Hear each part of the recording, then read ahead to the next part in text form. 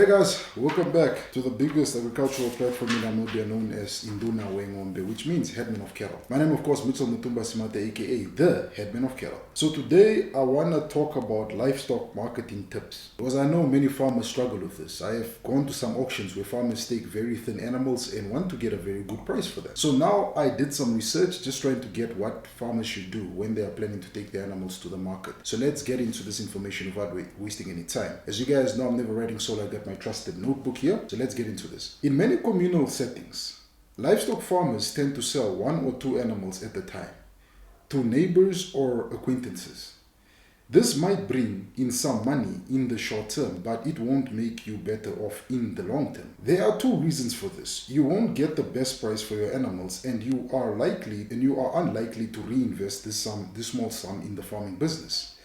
By contrast, if you sell let's say 50 sheep on the market when the sheep are scarce and the demand is high, you will make more money per animal and have a sizable sum to reinvest. Most reputable buyers on the market would only want to buy a number of sheep and collect them in a truck. So what to do if you only have, let's say, 5 sheep or 2 cattle to sell? Combine your efforts. This is the first thing you do. The simplest solution is to organize a community meeting and get a number of sellers like yourself to combine their livestock into larger parcels before contacting a buyer.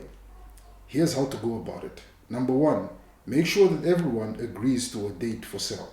This should not be times in the year such as shortly after wool shearing season, because many farmers will sell their older sheep then and the market becomes oversupplied, lowering the price. Number 2, ensure that the livestock bought together for sale days are all in the best possible condition. Just a few poor animals may make the entire parcel look inferior. Feed the animals or place them on good felt for a few weeks prior to marketing. And before doing this, dose and dip them to remove parasites that affect the fattening process. Find out the current per kilogram price being paid, then calculate how much you could get from each of your animals sold. The easiest way to do this is to use the live weight, where the animal is weighed on a scale in your presence. For example, if your sheep weighs 50 kilograms and our quoted price for fat slaughter sheep is 30 rand per kilogram, the live weight price for your animal should be 1,500. Set up a marketing team that can interact with reputable buyers. Track the current and future market prices and arrange for the buyer to attend planned sale days. This team can also organize how and when sellers are paid, keep sale records, and even have discussions obtaining a form of commission payment per animal sold, like an auctioneering company, from buyers, which can be used by the community to cover market costs. Fat versus thin carcass. Livestock are not only worth the same in the red market industry.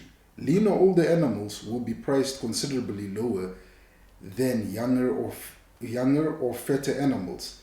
There are different prices category according to the livestock age and body condition, and different breeds will also fetch different prices. For example, a Jersey ox winner will not be priced the same as a pure beef type animal, such as a beef master. Use good genetics when breeding animals. Many farmers do not fully understand the various ages and fat gradings of their livestock, and this can only be costly in the long term. For example, a fat oxen may be priced at 22 rand a kilogram live weight, 32 rand a kilogram live weight, whereas a very thin oxen may be priced as low as 15 rand a kilogram. A fat 400 kilogram ox will thus realize a price of 8,800. To get that figure, you go like 400 kilograms times 22 rands, compared to a thin animal which is 400 kilograms that would only realize a price of 6,000.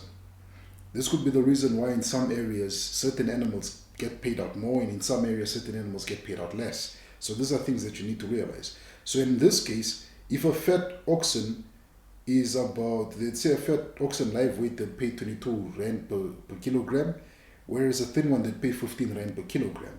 And let's say a fat oxen weighs about 400 kilograms, then you do the calculation of 400 multiplied by 22 and you get your number, which would be 8,800. And then for the thin one, which would weigh about 400, then you do 400 multiplied by 15 rands per kilogram, you get $6,000 paid out. So that's how it's done. It's not that they're robbing you. I know many people love complaining and saying, no, I'm being robbed.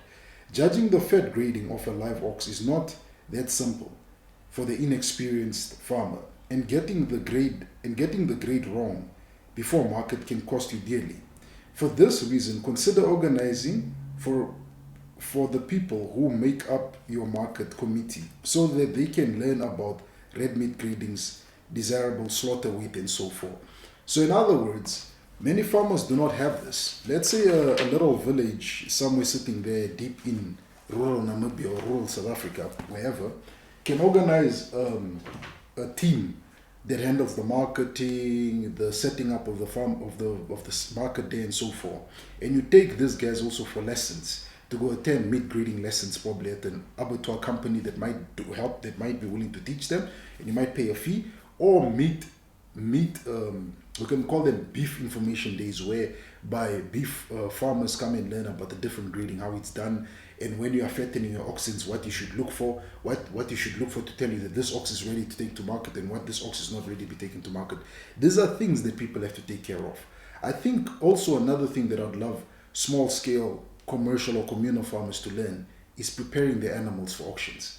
This story of just taking a cow on felt condition, where the cow is probably very thin, will not work. This is why you lose money. As they said there, a bigger animal at 800 kilograms they